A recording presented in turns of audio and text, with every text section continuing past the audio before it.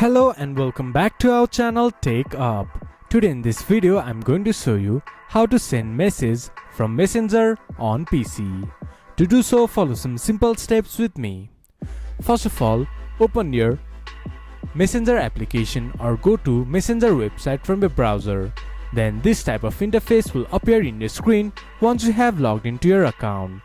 From the chat section, navigate the person that you want to send message or just search in the search bar. Once you have searched the person, click on it. Then a Messenger chat box will appear in your screen. From here, type the message that you want to send. Then press enter. Then the message will be sent. This is how you can send message from Messenger in PC.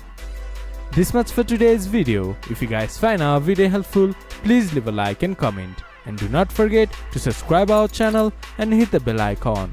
I'll see you guys again in our next video. Thank you for watching.